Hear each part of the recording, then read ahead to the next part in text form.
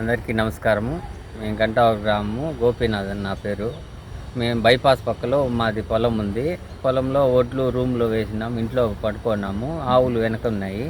ఆ ఒడ్లు కోసం వచ్చి ఆ మొత్తం షీట్లు తీసేసి డోర్ పగలగొట్టి కిటికీలు పగలగొట్టి లోపలికి పోయింది. అంతలోనే ఫారెస్ట్ వాళ్ళకి ఫోన్ చేసినాము. ఫారెస్ట్ వాళ్ళు వచ్చి దాన్ని తరిమినారు.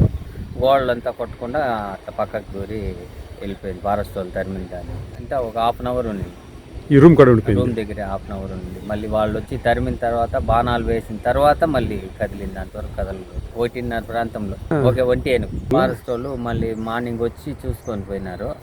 మళ్ళీ తరిమినారంటే అడవిలోకి మళ్ళీ రేపు కూడా వస్తుందో ఏమో, ముందు ఉండే ఒడ్లన్నీ క్లీన్ చేయమని చెప్పినారు. అడవిలో ఇట్లా ఆంజనేయుల గుడికి వెనక పక్క అడవిలో ఉండాది. వేరే వాళ్ళు కూడా వచ్చి చెప్పినారు, మరి ఈ పక్క తగ్గులో ఉండదు ఏనుగు, మళ్ళీ వస్తుంది సార్ అనేసి. అదే దాని ఏనుగుని రానియకుండా దయచేసి మాకు ఇక్కడ కొంచెం బందోబస్తు చేస్తే చాలా మేలు.